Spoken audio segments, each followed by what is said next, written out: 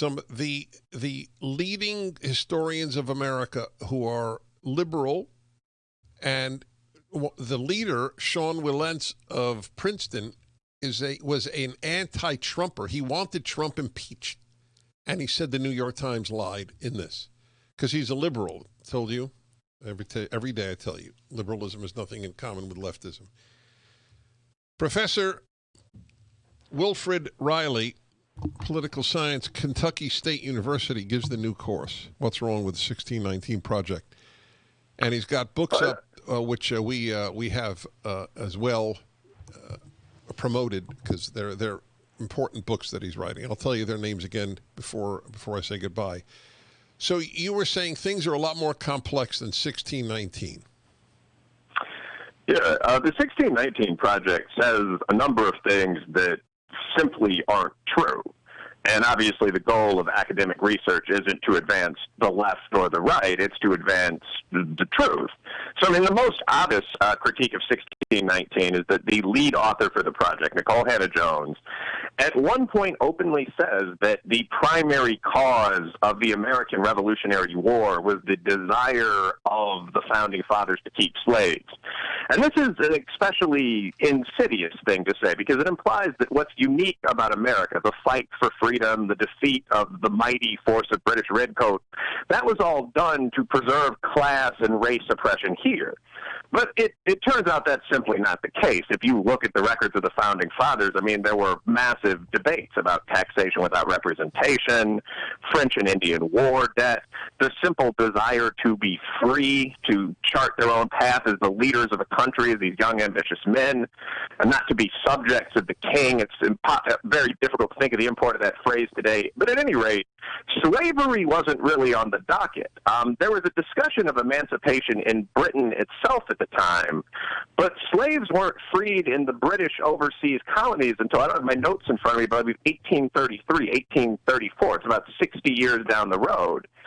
And there are a number of other statements of this kind that are made. I mean, one is African Americans fought almost entirely alone for our freedoms. And speaking as a black man, that's simply not accurate. I mean, you obviously have to give a debt of gratitude to the Union Army. Slaves can't free themselves. When the Civil Rights Act was voted on years down the road, I mean, the U.S. Senate consisted of 98 white guys, 2 men of color, and they were Chinese. I mean, so many of these statements, the final one, virtually everything unique in America comes out of slavery, like competitive capitalism. That, again, is nonsensical. The most competitive economies in the world, generally are Singapore, Taiwan, places like this. So a lot of these claims, they're not just disturbing to hear as a white person or an upper-middle-class black person. They don't just challenge you or whatever the term might be. They're wrong. So I think that's why there was such a strong reaction from Dr. Wood, from many of the people in the field of history, and my own related field, which is politics. A lot of this just didn't ring true. And when people looked at it, it really wasn't. Yep, that's exactly right. They claim now that they have toned down their thesis. Is that true? Well, I mean, it's the New York Times sort of. Yeah, well, the attempt there originally, and by the way, there's a lot of very questionable, if you've ever taken the basic undergrad journalistic ethics course, stuff that's going on with very major papers these days. I mean, generally, if you update a significant article, you note that at the top. You perhaps send out an email or a press release. I mean, it's become more and more frequent, if you read through the U.S. media, to simply see words change. Dictionary definitions don't mean what you think they did anymore, and so on. But at any rate, what the Times basically did was attempt to say that they hadn't really made some of these claims. I mean, they had proposed an alternative interpretation of history, almost in the style of a good English class, but they hadn't intended to say a lot of this was the truth. But I think many people would say that that's emphatically not true. I mean, there are Twitter screenshots and captures of the old materials and so on that say things like, what would happen if we assumed a different date for the founding of this country, different motivations for the founding fathers? And I think that those things aren't valid assumptions. And by the way, there's a great deal more of this. Slavery is the thing that made America wealthy. That's the theme of, I believe, 4 of the essays. Economists like Thomas Sowell have looked at this and said, no, I mean, slavery made slave masters wealthy. But if you look at what it did to slaves, what it did to poor whites, what it did to the entire region of the South, 600,000 battle deaths during the Civil War, slavery was a massive net negative for the country. I mean, it prevented the development of giant industrial cities like Birmingham and Atlanta for 100 years. It's the reason the Confederacy lost the war.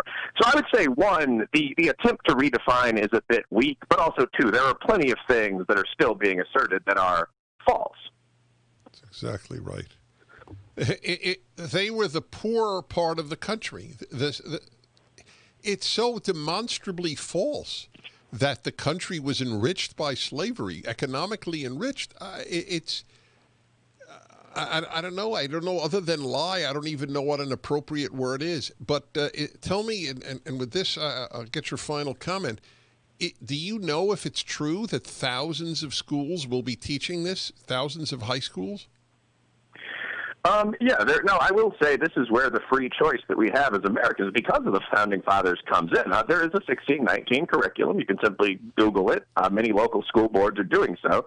I also will note that I am a member of a group of successful black businessmen and academics that have responded to 1619 with nearly the same level of coverage. 1776 Unites. And if you go to 1776unites.com, you can find an alternative curriculum. And there are dozens of others promoted by institutions from the Federalist Society. No, that's very good to know. I'm very happy to hear that. 1776 Unites. That's great. Well, you're doing. But yes, they have a curriculum. You're doing great work. Let me just remind everybody. I will be reading immediately. I'm getting Taboo: 10 Facts You Can't Talk About. Taboo and Hate Crime Hoax: How the Left is Selling a Fake Race War. Both by Professor Reilly. Sir, you're a courageous man and a truth lover. Thank you. Well, thank you. Bye. Bye. All right, watch his video. It's up at PragerU about 1619, especially if your kid's in high school.